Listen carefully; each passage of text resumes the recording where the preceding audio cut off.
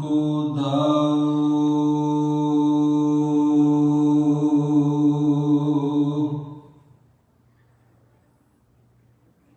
जो तो प्रेम खिलन का चाओ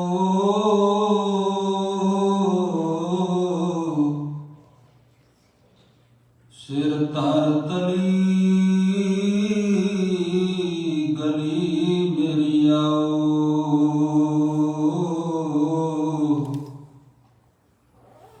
इत मार्ग पैरो तरिजै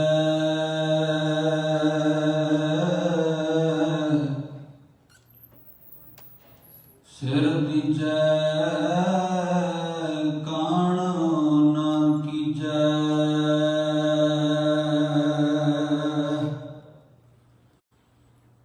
इत मार्ग पैरो तरिजै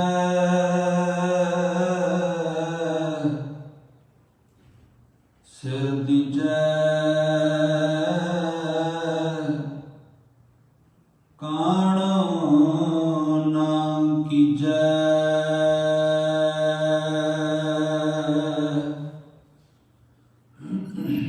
तन तन सरवरे कैनाथ जुगो जुग अटल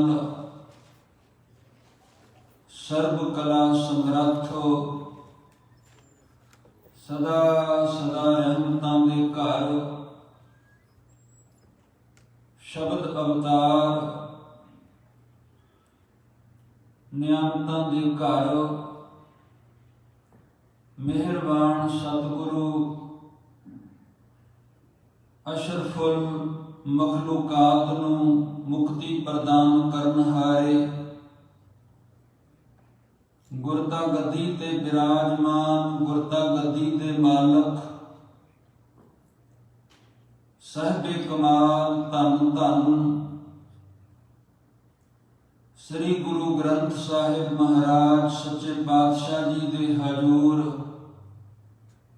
संध्या वेले दे सज्जे दीवाना विच सुभाएमान वड भागे सतसंगी जनों सतगुरु महाराज साहब जी दे हजूर सिख कौम दी आन शान सिख कौम दे अपने वीर जोधे भाई हरजिंदर सिंह जिंदा ते भाई साहब भाई सुखदेव सिंह जी सुखा जिन्हां दा अज शहीदी दिन है उन्हां दे पवित्र इतिहास नूं उन्हां द्वारा पाए हुए जिहड़े पूरने हन उन्हां दे जो अदुੱਤੀ कारनामा कीता है उहदे इतिहास नूं आपां विचारीए हाजरियां प्रवान करदियां होइयां असीसां बख्शदियां होइयां गुरु फतेह प्रवानित करो जी रसना पवित्र करो ते गज के आखो वाहिगुरु जी का खालसा वाहिगुरु जी की फतेह। सतगुरु महाराज सच्चे पातशाह गरीब नवाज ने कौम के अंदर ये जज्बा भरिया आप ही स्वयं ये अणख ये साध संगत जो जिस दे सदका जमीर जागदी है वो असल विच गुरबाणी है वो परमात्मा का नाम है सिमरन है। सतगुरु महाराज साहब जी के घर में सब तो पहला शहादत धन गुरु अर्जन साहब महाराज ने दिती है ते साडे गुरु साहबान ने आप शहादत का जाम पी के शहादत धर्म दे लई कौम दे लई सच दे लई अपने आप नूं मिटा देना ये जात सदा लई कौम नूं सिखाई ते शहीदां दे सरताज धन गुरु अर्जन साहब महाराज जी सदाए सतगुरु गरीब नवाज जी के घर विच शहादतां एक दो नहीं साध संगत हजारां की गिणती में नहीं लखां की गिणती विच हुण तक हो चुकियां हन। शहादतां का एक अपना ही किस्सा है। ਇੱਕ ਆਪਣਾ ਹੀ ਸਾਧ ਸੰਗਤ ਅਨੋਖਾ ਇਤਿਹਾਸ ਹੈ। ਕਿਸੇ ਕਵੀ ਨੇ ਬੜਾ ਸੁੰਦਰ ਬਚਨ ਆਖਿਆ। ਉਹ ਕਹਿੰਦਾ ਹੈ ਕਿ ਇਹ ਜਿਹੜੇ ਸ਼ਹਾਦਤ ਦੇਣ ਵਾਲੇ ਹੁੰਦੇ ਨੇ ਸ਼ਹੀਦ, ਸ਼ਹੀਦਾਂ ਦੀ ਬਸਤੀ ਨਾ ਬਣਦੀ ਹੈ ਸਸਤੀ। ਉਹ ਕਹਿੰਦਾ ਬਣਦੀ ਤਾਂ ਹੈ ਜੇ ਕੋਈ ਮਿਟਾ ਦਵੇ ਹਸਤੀ। ਇਸ ਹਸਤੀ ਨੂੰ ਮਿਲਦਾ ਹੈ ਰੁਤਬਾ ਨਿਰਾਲਾ, ਇਸ ਹਸਤੀ ਨੂੰ ਮਿਲਦਾ ਹੈ ਰੁਤਬਾ ਨਿਰਾਲਾ। ਇਸ ਰੁਤਬੇ ਤੋਂ ਬਣਦੀ ਹੈ ਗੈਰਤ ਦੀ ਮਾਲਾ। ਇਸ ਮਾਲਾ ਦੇ ਮਣਕੇ ਜਾਂ ਵਿਕਦੇ ਬਾਜ਼ਾਰੀ, ਇਹਨਾਂ ਨੂੰ ਖਰੀਦੇ ਕੋਈ ਬਿਰਲਾ ਵਪਾਰੀ। ਵੱਖਰੀ ਗੱਲ ਹੈ ਬਿਰਲਾ ਹੀ ਸ਼ਹਾਦਤ ਦਾ ਜਾਮ ਪੀਂਦਾ ਹੈ, ਜਿਹਦੇ ਸਿਰ ਦੇ ਉੱਤੇ ਮਿਹਰਾਂ ਭਰਿਆ ਹੱਥ ਗੁਰੂ ਮਾਲਕ ਦਾ ਟਿਕੇ। ਉਂਝ ਸਾਧ ਸੰਗਤ ਮੈਂ ਸਮਝਦਾ ਇਹਦੇ ਵਾਸਤੇ ਇਤਿਹਾਸ ਪੜ੍ਹਨਾ ਤੇ ਇਤਿਹਾਸ ਦੀਆਂ ਲੋਰੀਆਂ ਮਾਂ ਨੇ ਬਚਪਨ ਦੇ ਅੰਦਰ ਦਿੱਤੀਆਂ ਹੋਣ। ਗੁਰਬਾਣੀ ਤੇ ਸਾਡਾ ਹੈ ਹੀ ਜੀਵਨ, ਗੁਰਬਾਣੀ ਤੋਂ ਬਿਨਾਂ ਗੁਜ਼ਾਰਾ ਨਹੀਂ। ਤੇ ਜੇ ਮਾਲਕ ਦੀ ਕਿਰਪਾ ਦੇ ਸਦਕਾ ਅੰਦਰ ਅਣਖ ਹੈ, ਗੈਰਤ ਹੈ, ਤਾਂ ਇਹ ਅਦੁੱਤੀ ਕਾਰਨਾਮਾ ਕੌਮ ਦੇ ਲਈ, ਪੰਥ ਦੇ ਲਈ, ਸੱਚੇ ਸਤਿਗੁਰੂ ਦੇ ਲਈ ਕੀਤਾ ਜਾ ਸਕਦਾ ਹੈ। ਇੱਕ ਕਵੀ ਬੜਾ ਸੁੰਦਰ ਬਚਨ ਕਹਿੰਦਾ ਹੈ। ਉਹਨੇ ਇਸ ਤਰ੍ਹਾਂ ਆਖਿਆ ਕਿ ਜਿਨ੍ਹਾਂ ਨੇ ਪੜ੍ਹਿਆ ਸਿੱਖ ਇਤਿਹਾਸ ਲੋਕੋ, ਉਹ ਬਣ ਗਏ ਸਿੰਘ ਸਰਦਾਰ ਲੋਕੋ। ਇਤਿਹਾਸ ਵਿੱਚ ਇੰਨਾ ਦਮਖਮ ਹੁੰਦਾ ਹੈ। ਜਿਨ੍ਹਾਂ ਨੇ ਪੜ੍ਹਿਆ ਸਿੱਖ ਇਤਿਹਾਸ ਲੋਕੋ, ਉਹ ਬਣ ਗਏ ਸਿੰਘ ਸਰਦਾਰ ਲੋਕੋ। ਜਿਹੜੇ ਜੰਮੇ ਸਿੱਖਾਂ ਦੇ ਘਰਾਂ ਅੰਦਰ, ਮਤਲਬ ਉੱਥੇ ਉਹਨੇ ਥੋੜਾ ਜਿਹਾ ਕਿੰਤੂ ਕੀਤਾ, ਇਸ ਗੱਲ ਦਾ ਗਿਲਵਾ ਕੀਤਾ। ਉਹ ਭੁੱਲ ਗਏ ਆਪਣਾ ਕਿਰਦਾਰ ਲੋਕੋ। ਸਾਧ ਸੰਗਤ ਜਿਹੜੇ ਇਹ ਦੋ ਵੀਰ ਹੋਏ ਨੇ, ਭਾਈ ਹਰਜਿੰਦਰ ਸਿੰਘ ਜਿੰਦਾ ਤੇ ਭਾਈ ਸਾਹਿਬ ਭਾਈ ਸੁਖਦੇਵ ਸਿੰਘ ਸੁੱਖਾ, ਇਹ ਦੋਵੇਂ ਨੌਜਵਾਨ ਆਪਸ ਵਿੱਚ, ਇਹਨਾਂ ਦਾ ਦੁਨਿਆਵੀ ਰਿਸ਼ਤਾ ਕੋਈ ਨਹੀਂ ਹੈ, ਪਰ ਬੜਾ ਜ਼ਿਆਦਾ ਪਿਆਰ ਸਕੇ ਭਰਾਵਾਂ ਨਾਲੋਂ ਤੇ ਹਮ ਉਮਰ ਸਨ। ਜਿਸ ਵਕਤ ਸਿੱਖ ਕੌਮ ਦੀ ਇੱਜ਼ਤ ਖਤਮ ਹੋ ਗਈ, ਪੱਤ ਜਿਹੜੀ ਮਿੱਟੀ ਦੇ ਵਿੱਚ ਰੁਲ ਗਈ, ਸ੍ਰੀ ਦਰਬਾਰ ਸਾਹਿਬ ਦੇ ਉੱਪਰ ਹਕੂਮਤ ਨੇ ਕਬਜ਼ਾ ਕੀਤਾ ਔਰ ਇਸ ਪਵਿੱਤਰ ਸਾਡੇ ਸੁਪਰੀਮ ਅਸਥਾਨ ਨੂੰ ਢਾਹ ਢੇਰੀ ਕਰਨ ਦੀ ਕੋਸ਼ਿਸ਼ ਕੀਤੀ ਹੀ ਨਹੀਂ, ਬਲਕਿ ਇਸ ਨੂੰ ਸਾਧ ਸੰਗਤ ਢਾਹ ਢੇਰੀ ਕੀਤਾ। ਉਥੋਂ ਇੱਕ ਕੌਮ ਤੱਕ ਸੁਨੇਹਾ ਪਹੁੰਚਦਾ ਵੀ ਤੁਹਾਡੇ ਸੁਪਰੀਮ ਅਸਥਾਨ ਨੂੰ ਜੇ ਅਸੀਂ ਢਾਹ ਸਕਦੇ ਹਾਂ ਤੇ ਤੁਸੀਂ ਸਾਡੇ ਲਈ ਕੋਈ ਅਹਿਮੀਅਤ ਨਹੀਂ ਰੱਖਦੇ, ਤੁਹਾਡੀ ਅਸਲੀ ਸਾਡੇ ਸਾਹਮਣੇ ਕੀ ਹੈ। ਇਹ ਸਾਧ ਸੰਗਤ ਇੱਕ ਤਰ੍ਹਾਂ ਦਾ ਇਵੇਂ ਦਾ ਸਰਕਾਰ ਵੱਲੋਂ ਦਿੱਤਾ ਹੋਇਆ ਪੈਗਾਮ ਸੀ, ਜਿਹਦੇ ਬਾਬਤ ਆਪਾਂ ਵਿਚਾਰ ਸਕਦੇ ਹਾਂ ਕਿ ਸਿੱਖ ਕੌਮ ਦੀ ਗੈਰਤ ਨੂੰ ਲਲਕਾਰਿਆ, ਸਿੱਖ ਕੌਮ ਦੀ ਜਿਹੜੀ ਪੰਥ ਦੀ ਜੋ ਪੱਗ ਹੈ ਉਹਨੂੰ ਮਿੱਟੀ ਦੇ ਵਿੱਚ ਰੋਲਿਆ ਸਮੇਂ ਦੀ ਹਕੂਮਤ ਨੇ।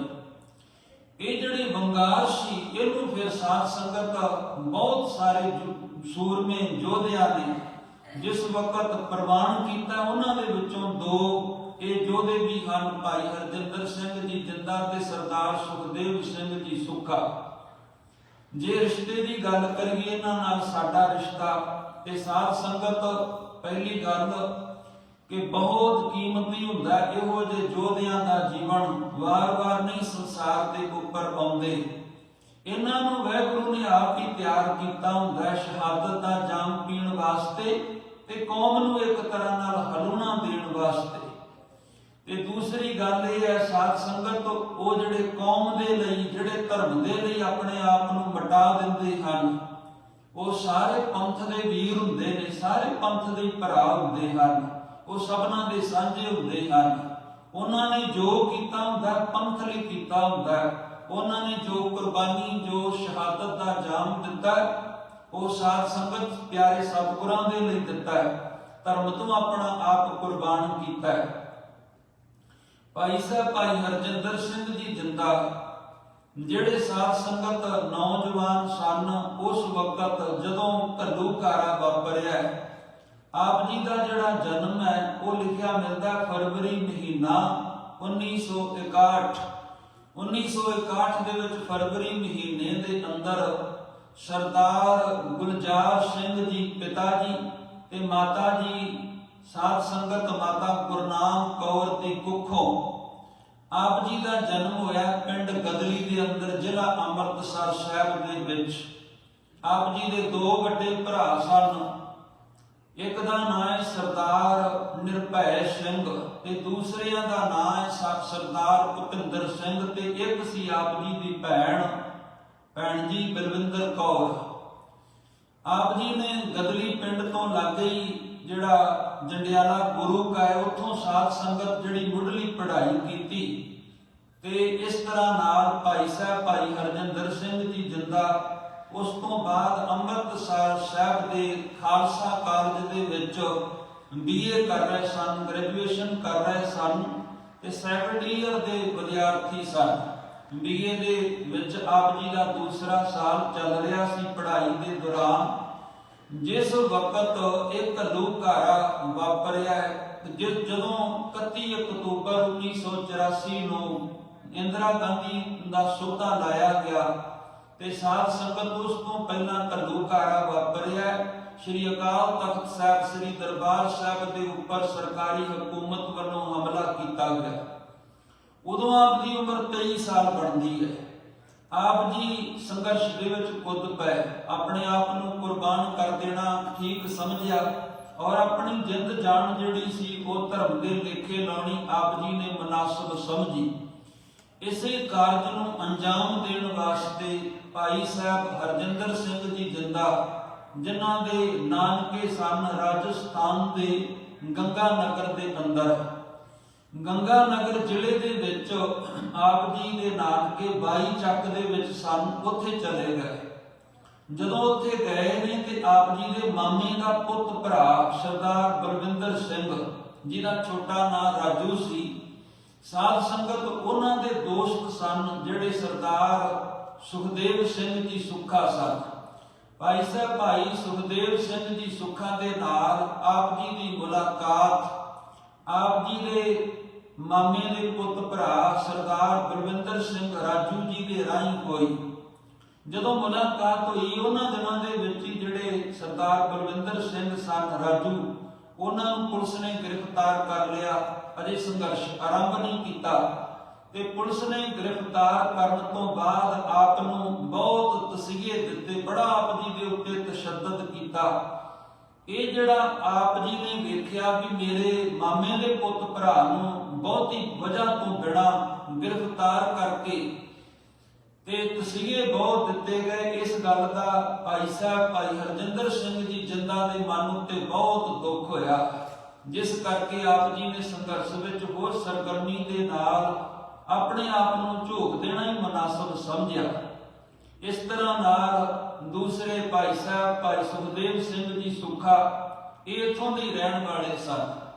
ਜਿਹੜਾ ਸਾਧ ਸੰਗਤ ਇਹ ਅਸਥਾਨ ਹੈ ਰਾਜਸਥਾਨ ਦਾ ਜਿਹੜਾ ਗੰਗਾ ਨਗਰ, ਇਹਦੀ ਤਹਿਸੀਲ ਕਰਨਪੁਰ ਦੇ ਅੰਦਰ 11 ਨੰਬਰ ਚੱਕ ਦੇ ਵਿੱਚ ਸਰਦਾਰ ਮਹਿੰਗਾ ਸਿੰਘ ਜੀ ਤੇ ਮਾਤਾ ਜੀ ਮਾਤਾ ਕਰਤਾਰ ਕੌਰ ਦੀ ਕੁੱਖੋਂ ਭਾਈ ਸਾਹਿਬ ਭਾਈ ਸੁਖਦੇਵ ਸਿੰਘ ਸੁੱਖਾ ਜੀ ਦਾ ਜਨਮ ਹੋਇਆ। ਤੇ ਇਸ ਤਰ੍ਹਾਂ ਨਾਲ ਆਪ ਜੀ ਭਾਈ ਹਰਜਿੰਦਰ ਸਿੰਘ ਜੀ ਜਿੰਦਾ ਦੇ ਵਾਂਗ ਖੇਤੀਬਾੜੀ ਕਰਨ ਵਾਲੇ ਕਿਰਤੀ ਪਰਿਵਾਰ ਦੇ ਨਾਲ ਸੰਬੰਧਿਤ ਸਨ। ਆਪ ਜੀ ਦੀ ਪੜ੍ਹਾਈ ਬਹੁਤ ਜ਼ਿਆਦਾ ਹੈ।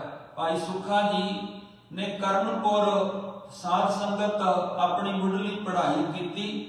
ਇਸ ਤਰ੍ਹਾਂ ਨਾਲ ਗੰਗਾ ਨਗਰ ਦੇ ਵਿੱਚ BA ਕੀਤੀ। ਗ੍ਰੈਜੂਏਸ਼ਨ ਕਰਨ ਤੋਂ ਬਾਅਦ ਆਪ ਜੀ ਅੰਗਰੇਜ਼ੀ ਦੇ ਅੰਦਰ MA ਦੀ ਪੜ੍ਹਾਈ ਜਿਹੜੀ ਸੀ ਗੰਗਾ ਨਗਰ ਦੇ ਸਾਧ ਸੰਗਤ ਕਾਲਜ ਦੇ ਵਿੱਚ, ਉੱਥੋਂ ਦੀ ਯੂਨੀਵਰਸਿਟੀ ਦੇ ਅੰਦਰ ਕਰ ਰਹੇ ਸਨ। ਔਰ ਇਸ ਤਰ੍ਹਾਂ ਨਾਲ ਅੰਗਰੇਜ਼ੀ ਦੇ ਅੰਦਰ ਜਿਹੜੀ ਆਪ ਨੇ MA ਕੀਤੀ ਹੋਈ ਸੀ, ਉਦੋਂ ਉਹਨਾਂ ਦੀ ਇਹ ਸਟੱਡੀ ਚੱਲ ਰਹੀ ਸੀ।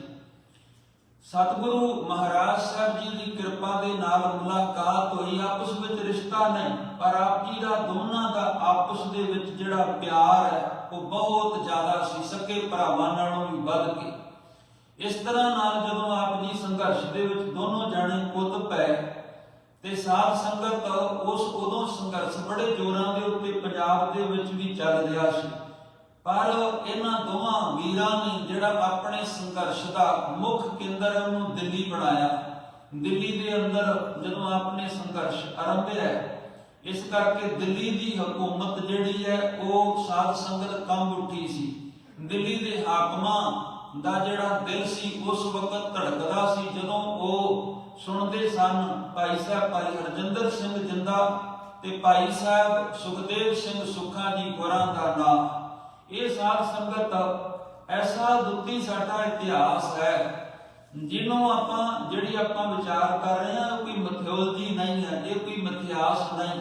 ये साध संगत एक साडा अपना इतिहास है जिहड़ा साडा साडे वीरां ने रचिया है और सानू साध संगत गैरत ते अणख प्रदान करता है ते प्रदान करता रहेगा। एक कवि का बड़ा सुंदर वचन है, वो कहता है जिहड़ी कौम इतिहास नूं भुल जाए वो मिटदियां मिटदियां मिट जाती। इतिहास इस करके जरूरी हुंदा है कि जिहड़े साडे वड्डे वडेरियां पुरखां दे जिहड़े पाए हुए पूरने हन वो सानू जीवन राह उत्ते उन्हां दे नक्शे कदम उत्ते जदों असीं चलांगे ते चलण दी जाच सिੱਖੀ ਜਾਂਦੀ है ते ਇਹ सिखाउंदे भी हन। वो कवि कहता है जिहड़ी कौम इतिहास नूं भुल जाए वो मिटदियां मिटदियां मिट जाती। जिस कौम का खून हो जाए ठंडा वो झुकदियां झुकदियां झुक जाती। वो कहते हन कि जिस कौम का नौजवान हो जाए ऐबी, ऐबी का मतलब होता नशई हो जाए। जिस कौम का नौजवान हो जाए ऐबी उन्नति रुकदियां रुकदियां रुक जाती। ते वो कवि का वचन है, वो कहते ने जालम नूं जुल्म तो रोकीए ना ते वीरता मुकदियां मुक जाती। ये साध संगत गुरु महाराज साहब जी के साजे हुए खालसा पंथ के अंदर दोनों चीज़ों का सुमेल है। शोर वीरता जानी अणख गैरत ते नाल नाल नाम जपना धर्म कमाना। इन्हां दोनों वीरां ने अपना संघर्ष आरंभ कर दिता दिल्ली के अंदर। ते साध संगत एक बार भाई साहब जी भाई हरजिंदर सिंह जिंदा पुलिस के काबू आ गए, गिरफ्तारी हो गई। अहमदाबाद जेल के विच आप जी को डकिया गया पर देवनायक नाल आप नूं मौका मिल गया ते आप जी जेल के विचों फरार हो गए।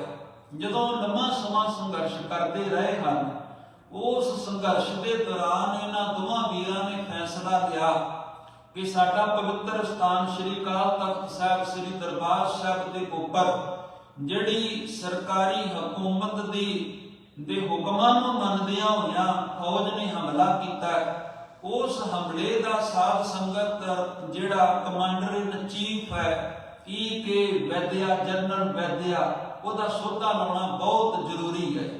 ਉਹਨੂੰ सरकार ने लुका दिता सी, पुणे के अंदर रहिंदा सी। ये दोवें वीर साध संगत दिल्ली नूं छड्ड के इस करके कुछ समा पुणे दे विच चले गए क्योंकि दिल्ली विच इन्हां ने कारनामे बड़े कीते नहीं। एवें नहीं कि हुकूमत दे विच रहण वाले हाकम सन जिन्हां दे दिल डरदे सन, क्योंकि चिट्टे दिन जिहड़ा साध संगत ललित माकण सी ते अर्जन दास सी ओह जे हाकमां नूं इन्हां वीरां ने सौधा लाया सी। इस तरह नाल आप जी का संघर्ष बहुत लंबा समा दिल्ली के अंदर चलिया।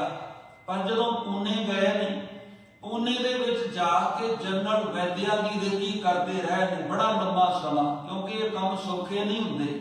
जिहड़ा साध संगत देश जां कौम खास करके मैं कहांगा धर्म दे कर्म दे अंदर पिया है ਉਹਨੂੰ पता भी ये जिहड़ा पंथ दे लई सेवा का परचम जिन्हें चुकिया हुंदा है, जिन्हें झंडा चुकिया हुंदा है, वो चुकना कितना औखा है ते ਉਹਨੂੰ लगातार फिर चुक के रखना ते ਉਹਦੇ ਲਈ साध संगत एक एक साह लेना, एक एक जिंदगी का पल ਉਹਦੇ लेखे ला देना। ये कहणियां गल्लां बड़ियां सौखियां हन पर ये साध संगत कुर्बानियां जिहड़ियां विरलियां दे हिस्से आउंदियां ने। इन्हां दे हिस्से तां आई है कुर्बानी क्योंकि 21वीं सदी के महान पंथ के जरनैल संत बाबा जरनैल संत बाबा भिंडरां वाले बाबा जरनैल सिंह जी उन्हां दा आप जी ने वचन सुने सन ते साध संगत संत बाबा जरनैल सिंह जी भिंडरां वाले ये क्या करते सन कि मैं शरीरक मौत नूं मौत नहीं मनदा,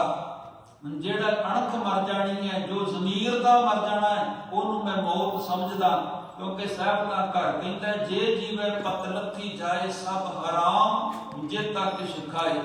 इस करके साध संगत इन्हां पूर्णियां दे उपर आप चले। जदों पुणे गए लम्मा समा इहदा पिछा कीता। एक समा आया क्योंकि अरदासां भी सन गुरु महाराज दे चरनां दे अंदर, ते आप जी का नितनेम बड़ा सी, बाणी बहुत पढ़ते सन दोवें जाने हर वक्त। बाणी सिख का जीवन है, बाणी तो जे सिख दूर जाएगा ते आप दे चरनां विच बड़ी बार अर्ज कीती है।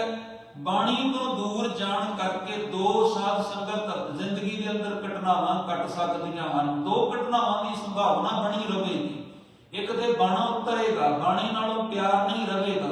बाणी दे पढ़न दे करके, बाणी दे जप दे करके बाणी नाल प्यार बनेगा। धार्मिकता दे प्यार जां मुहब्बत गुरां दी केवल बाणी दे जाप दे नाल ही आ सकदी है। ते जे साध संगत बाणा पाया होया बाणी नहीं पढ़ता, फिर दूसरी गल है भी वो पखंड है धर्म के नाम पर, होर कुछ भी नहीं हो सकता। इस करके साध संगत अंदर क्रूरता होगी। सेवा के नाम के उत्ते भी ये सब पखंड हो सकता है, सिमरन के नाम से भी पखंड हो सकता है। जिस वक्त पुणे के अंदर एक समा आया जिहड़ा ये साध संगत ई के वैद्या सी, जनरल वैद्या इहदा सोता लाया, ते फिर आप जी दोबारा दिल्ली आ गए। जदों आप जी की गिरफ्तारी हुई है, ते गिरफ्तारी का समा तकरीबन 3 साल बनता है। जिहड़ी ये गिरफ्तारी ये जिहड़ा 3 साल का समा है, ਇਹਦੇ ਵਿੱਚ ਜਿਹੜੀਆਂ ਇਹਨਾਂ ਨੇ ਚਿੱਠੀਆਂ ਲਿਖੀਆਂ ਨਾ ਪਰਿਵਾਰ ਨੂੰ, ਦੋਸਤਾਂ ਨੂੰ, ਆਪਣੀ ਭੈਣ ਨੂੰ, ਜਦੋਂ ਉਹ ਚਿੱਠੀਆਂ ਪੜ੍ਹੀ ਤੇ ਇਹਨਾਂ ਸੂਰਮਿਆਂ ਦੀ ਜਿਹੜੀ ਸਾਧ ਸੰਗਤ ਵਿਚਾਰਧਾਰਾ ਹੈ, ਇਹਨਾਂ ਸੂਰਮਿਆਂ ਦਾ ਜੋ ਮੁੱਖ ਮਕਸਦ ਹੈ ਉਹ ਉਹਨਾਂ ਦੀਆਂ ਵਿਚਾਰਾਂ ਤੋਂ ਪਤਾ ਲੱਗਦਾ। ਚਿੱਠੀਆਂ ਦੇ ਅੰਦਰ ਜੋ ਉਹਨਾਂ ਨੇ ਕੈਦ ਕਰਨ ਦੀ ਕੋਸ਼ਿਸ਼ ਕੀਤੀ ਹੈ, ਉਹਦੇ ਵਿੱਚ ਉਹਨਾਂ ਨੇ ਲਿਖਿਆ, ਇੱਕ ਰਾਸ਼ਟਰਪਤੀ ਨੂੰ ਚਿੱਠੀ ਲਿਖੀ ਤੇ ਉਹਨਾਂ ਨੇ ਲਿਖਿਆ ਵੀ ਅਸੀਂ ਮੌਤ ਦੀਆਂ ਅੱਖਾਂ ਦੇ ਵਿੱਚ ਅੱਖਾਂ ਪਾਉਣ ਜਾ ਰਹੇ ਹਾਂ, ਅਸੀਂ ਮੌਤ ਨੂੰ ਲਲਕਾਰ ਰਹੇ ਹਾਂ। ਕਿਉਂਕਿ ਸਾਧ ਸੰਗਤ ਫਰਿਆਦ ਨਹੀਂ ਸੀ ਕੀਤੀ ਭਾਈ ਸਾਹਿਬ ਜੀ ਹੋਰਾਂ ਨੇ ਬਚਣ ਵਾਸਤੇ, ਬਲਕਿ ਸ਼ਹਾਦਤ ਦਾ ਆਪ ਜੀ ਦੇ ਅੰਦਰ ਬੜਾ ਗੂੜਾ ਚਾਅ ਸੀ। ਤੇ ਕਹਿੰਦੇ ਸਨ ਕਿ ਜਦੋਂ ਸਾਨੂੰ ਉਮੀਦ ਹੈ ਅਸੀਂ ਮੌਤ ਦੀਆਂ ਅੱਖਾਂ ਵਿੱਚ ਅੱਖਾਂ ਪਾਵਾਂਗੇ, ਤੇ ਇਹ ਜਿਹੜੀ ਮੌਤ ਹੈ, ਮੌਤ ਦੇ ਵਿੱਚ ਸਾਨੂੰ ਇਉਂ ਲੱਗਦਾ ਕਿ ਆਜ਼ਾਦੀ ਦਾ ਪਰਚਮ ਜਿਹੜਾ ਉਹ ਝੂਲਦਾ ਹੋਇਆ ਸਾਨੂੰ ਨਜ਼ਰ ਪਵੇਗਾ। ਕਿਉਂਕਿ ਸੱਚ ਹੈ, ਕਿਸੇ ਕਵੀ ਨੇ ਆਖਿਆ कि जो कौम की जो जेड़ी शहादत होती है ना साध संगत, जो शहीद की जेड़ी शहादत है वो कौम की हयात है, हयात तो हयात है, वो मौत भी हयात है। हयात का मतलब होता जिंदगी। जेड़ी शहादत है, शहीद की शहादत वो कौम की जिंदगी होती है, वो साध संगत ਉਹਦੇ ਨਾਲ ही जिंदगी मिलती है कौम ਨੂੰ। इस करके शहादतां ਦਾ होना बड़ा जरूरी होता है। आप जी ने साध संगत इस तरह नाल ये गल्लां कीतियां। एक चिट्ठी लिखी है आपने, वो चिट्ठी थोड़ी जी आप जी के सन्मुख खोलण की कोशिश करदा, क्योंकि जिहड़ी आप जी की शहादत है वो 9 अक्तूबर 1992 ਨੂੰ होई है। ते आप जी नूं जदों फांसी की सज़ा सुनाई गई है वो साध संगत 21 अक्तूबर 1989 ਨੂੰ शहादत दे वास्ते जिहड़ी आप जी नूं फांसी की सज़ा सी वो सुनाई गई। 15 अक्तूबर 1992 ਨੂੰ फांसी की पुष्टि की गई सी ते 9 अक्तूबर 1992 ਨੂੰ ਅੰਮ੍ਰਿਤ ਵੇਲੇ 4 ਵਜੇ ਇਹਨਾਂ ਸੂਰਮਿਆਂ ਨੂੰ फांसी के तख्त के उत्ते लटकाया गया सी। अपनी भैन नूं चिट्ठी लिखी, वो चिट्ठी दे विच 4 अक्तूबर ਨੂੰ जानी 5 दिन फांसी ते चढ़न तो पहला लिखदे ने।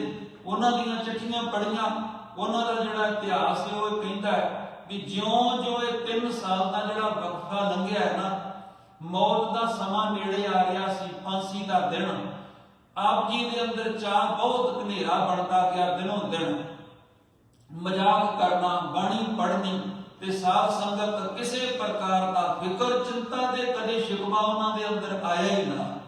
ਇਹ ਜਿਹੜਾ ਸ਼ਿਕਵਾ ਚਿੰਤਾ ਜਾਂ ਫਿਕਰ ਹੈ किसी प्रकार का तां नहीं आउंदा, क्योंकि गुरु नानक दा मेरा भरिया हथ शहादत देण वालियां सूरमियां दे सिरां दे उत्ते टिकदा। साध संगत अंदरों ताकत उन्हां नूं गुरु मालक आप दिंदा, इस करके उन्हां दे अंदर जज्बा कायम रहिंदा है। इह कवे जज्बे नूं कोई भी दुनिया दी ताकत मेट नहीं सकदी। अपनी भैन नूं लिखी है चिट्ठी, ਉਹਦੇ ਵਿੱਚ ਉਹਨਾਂ ਨੇ ਪੰਥ ਦੇ ਨਾਮ ਉੱਤੇ ਸੁਨੇਹਾ ਲਾਇਆ ਹੈ। ਉਹ ਉਹਨਾਂ ਨੇ ਇਹ ਬਚਨ ਲਿਖੇ ਸਨ ਕਿ ਸ੍ਰੀ ਅਕਾਲ ਤਖਤ ਸਾਹਿਬ ਸਾਡਾ ਸਰਬ ਉੱਚ ਅਸਥਾਨ ਹੈ ਤੇ ਹਰ ਇੱਕ ਸਿੱਖ ਦਾ ਸਿਰ ਹਮੇਸ਼ਾ ਆਪਣੇ ਪਵਿੱਤਰ ਸੁਪਰੀਮ ਅਸਥਾਨ ਵੱਲ ਝੁਕਿਆ ਰਹਿਣਾ ਚਾਹੀਦਾ ਹੈ। ਦੂਜੀ ਗੱਲ ਉਹਨਾਂ ਨੇ ਆਖੀ ਕਿ ਨੌਜਵਾਨਾਂ ਨੇ ਜਿਨ੍ਹਾਂ ਨੇ ਹਥਿਆਰ ਚੁੱਕੇ ਹਨ, ਅਸੀਂ ਉਹਨਾਂ ਨੂੰ ਅਪੀਲ ਕਰਦੇ ਹਾਂ, ਉਹਨਾਂ ਦੇ ਬਾਬਤ ਅਸੀਂ ਇਹ ਗੱਲ ਕਹਿਣਾ ਚਾਹੁੰਦੇ ਹਾਂ ਕਿ ਜਦੋਂ ਹਥਿਆਰ ਚੁੱਕਣਾ ਕਿਸੇ ਨੂੰ ਦੁੱਖ ਦੇਣ ਲਈ ਨਹੀਂ ਚੁੱਕਣਾ। ਜਿਹੜਾ ਹਥਿਆਰ ਹੈ ਉਹਦੇ ਵਿੱਚੋਂ ਸੁਖ ਪੈਦਾ ਹੋਣਾ ਚਾਹੀਦਾ ਹੈ। ਤੇ ਜੇ ਖਾਲਿਸਤਾਨ ਬਣਿਆ, ਆਪ ਜੀ ਕਹਿੰਦੇ ਵੀ ਜੇ ਖਾਲਿਸਤਾਨ ਇਦਾਂ ਦਾ ਮਨ ਵਿੱਚ ਸੋਚਿਆ ਜਾਏ ਜਿਹੜਾ ਖਾਲਿਸਤਾਨ ਧਰਮ ਦੇ ਅਸੂਲਾਂ ਤੋਂ ਉਲਟ ਚੱਲਦਿਆਂ ਹੋਇਆ ਜਾਂ ਜ਼ੁਲਮ ਕਰਦਿਆਂ ਹੋਇਆ ਜ਼ੁਲਮ ਦੀ ਨੀਂਹ ਦੇ ਉੱਤੇ ਬਣਾਇਆ ਜਾਏ ਤੇ ਇਦਾਂ ਦਾ ਖਾਲਿਸਤਾਨ ਸਾਨੂੰ ਨਹੀਂ ਚਾਹੀਦਾ। ਇਹਦਾ ਮਤਲਬ ਹੈ ਸਭ ਨਾਲ ਪਿਆਰ ਕਰੋ। ਤੇ ਆਪ ਜੀ ਕਹਿੰਦੇ ਸਨ ਜਿਹੜੀ ਗੋਲੀ ਦੀ ਬੰਦੂਕ ਦੀ ਜਿਹੜੀ ਗੋਲੀ ਹੈ ਉਹ ਜਿਹੜੀ ਹੈ ਜਦੋਂ ਵੀ ਚੱਲੇ ਤੇ ਇਹ ਧਿਆਨ ਰੱਖਣਾ ਹੈ ਵੀ ਉਹਦੇ ਵਿੱਚ ਧਾਰਮਿਕ ਜਜ਼ਬਾ ਹੋਵੇ, ਧਰਮ ਨੂੰ ਸਮਰਪਿਤ ਹੋਵੇ।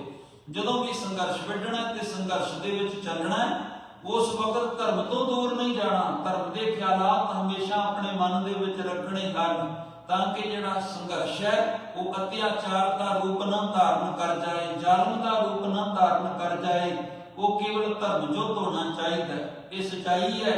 ਸਾਡੇ ਗੁਰੂ ਸਾਹਿਬਾਨ ਨੇ ਸਾਧ ਸੰਗਤ ਜਿੰਨੀਆਂ ਲੜਾਈਆਂ ਲੜੀਆਂ ਹਨ, ਇੱਕ ਵੀ ਲੜਾਈ ਜਾਂ ਜੋਰੂ ਜਾਂ ਜ਼ੁਲਮ ਦੇ ਵਾਸਤੇ ਨਹੀਂ। ਮਹਾਰਾਜ ਸੱਚੇ ਪਾਤਸ਼ਾਹ ਨੇ ਜਿੰਨੀਆਂ ਲੜਾਈਆਂ ਲੜੀਆਂ ਹਨ, ਸਾਧ ਸੰਗਤ ਉਹ ਧਰਮ ਜੋਤ ਹਨ। ਧਰਮ ਜੋਤੀ ਮਹਾਰਾਜ ਨੇ ਸਾਨੂੰ ਸਿਖਾਇਆ। ਇਹਨਾਂ ਵੀਰਾਂ, ਇਹਨਾਂ ਅਣਖੀ ਸੂਰਮਿਆਂ ਦੀ ਸ਼ਹਾਦਤ ਅੱਜ ਮਨਾਈ ਜਾ ਰਹੀ ਹੈ। ਸਾਧ ਸੰਗਤ ਇਹਨਾਂ ਵੀਰਾਂ ਯੋਧਿਆਂ ਦੀ ਸ਼ਹਾਦਤ ਨੂੰ ਕਰੋੜਾਂ ਵਾਰੀ ਪ੍ਰਣਾਮ। ਸਤਿਗੁਰੂ ਮਹਾਰਾਜ ਸੱਚੇ ਪਾਤਸ਼ਾਹ ਰਹਿਮਤ ਕਿਰਪਾ ਕਰਨ, ਕੌਮ ਦੇ ਅੰਦਰ ਜਜ਼ਬਾ ਆਏ, ਅਸੀਂ ਬਾਣੀ ਦਾ ਜਾਪ ਕਰੀਏ, ਬਾਣੀ ਨਾਲ ਜੁੜੀਏ। ਤੇ ਦੂਜੀ ਗੱਲ ਆਪਸ ਵਿੱਚ ਸਾਡਾ ਪਿਆਰ ਹੋਵੇ, ਮੁਹੱਬਤ ਕਾਇਮ ਕਰੀਏ। ਏਕੇ ਦੇ ਵਿੱਚ ਬੜੀ ਸ਼ਕਤੀ ਹੁੰਦੀ ਹੈ। ਸਾਧ ਸੰਗਤ ਜਿਹੜੇ ਦੂਸਰੇ ਲੋਕ ਹੁੰਦੇ, ਜਿਹੜੇ ਸ਼ਰਾਰਤੀ ਅਨਸਰ ਹੁੰਦੇ, ਹਮੇਸ਼ਾ ਕੌਮ ਦੇ ਵਿੱਚ ਫੁੱਟ ਪਾਉਂਦੇ ਨੇ। ਫੁੱਟ ਪਾਉਣ ਦੇ ਨਾਲ ਕੌਮ ਜਿਹੜੀ ਹੈ ਟੁੱਟਦੀ ਹੈ, ਔਰ ਜਦੋਂ ਫੁੱਟ ਪੈਂਦੀ ਹੈ ਤੇ ਰਾਜ ਨਹੀਂ ਕਦੇ ਬਰਕਰਾਰ ਹੋ ਸਕਦਾ। ਜੇ ਖਾਲਸਾ ਪੰਥ ਰਾਜ ਚਾਹੁੰਦਾ ਹੈ, ਏਕਾ ਬੜਾ ਜ਼ਰੂਰੀ ਹੈ। ਗੁਰੂ ਗ੍ਰੰਥ ਸਾਹਿਬ ਮਹਾਰਾਜ ਦੀ ਅਗਵਾਈ ਮਿਲੇ ਤੇ ਅਸੀਂ ਸਿਮਰਨ ਕਰੀਏ, ਮਾਲਕ ਕਿਰਪਾ ਕਰੇ ਤੇ ਸਾਧ ਸੰਗਤ ਉਹ ਦਿਨ ਦੂਰ ਨਹੀਂ ਜਿਸ ਦੇ ਵਾਸਤੇ ਹੁਣ ਤੱਕ ਸ਼ਹਾਦਤਾਂ ਹੋਈਆਂ। ਉਹ ਪਰਚਮ ਲਹਿਰਾਏਗਾ, ਉਹ ਦਿਨ ਦੂਰ ਨਹੀਂ ਜਦੋਂ ਖਾਲਸੇ ਦਾ ਆਪਣਾ ਰਾਜ ਹੋਵੇਗਾ ਤੇ ਜਿਸ ਰਾਜ ਦੇ ਵਿੱਚ ਕੇਵਲ ਨਿਆਂ ਹੋਵੇਗਾ, ਜਿਸ ਵਿੱਚ ਸੱਚ ਹੋਵੇਗਾ, ਜਿਸ ਵਿੱਚ ਧਰਮ ਹੋਵੇਗਾ, ਸਾਰਿਆਂ ਨੂੰ ਪਿਆਰ ਹੋਵੇਗਾ ਔਰ ਸਾਰਿਆਂ ਦੇ ਲਈ ਉਹ ਰਾਜ ਹੋਵੇਗਾ। ਕਿਸੇ ਖਾਸ ਇੱਕ ਮਜ਼ਹਬ ਦੇ ਲਈ, ਇੱਕ ਕੌਮ ਦੇ ਲਈ ਨਹੀਂ ਹੋਵੇਗਾ। ਬੇਅੰਤ ਭੁੱਲਾਂ ਗਲਤੀਆਂ ਲਈ ਖਿਮਾ। ਸਤਿਗੁਰੂ ਮਹਾਰਾਜ ਜੀ ਸਾਰਿਆਂ ਤੇ ਰਹਿਮਤ ਕਰਨ। ਵਾਹਿਗੁਰੂ ਜੀ ਕਾ ਖਾਲਸਾ, ਵਾਹਿਗੁਰੂ ਜੀ ਕੀ ਫਤਿਹ।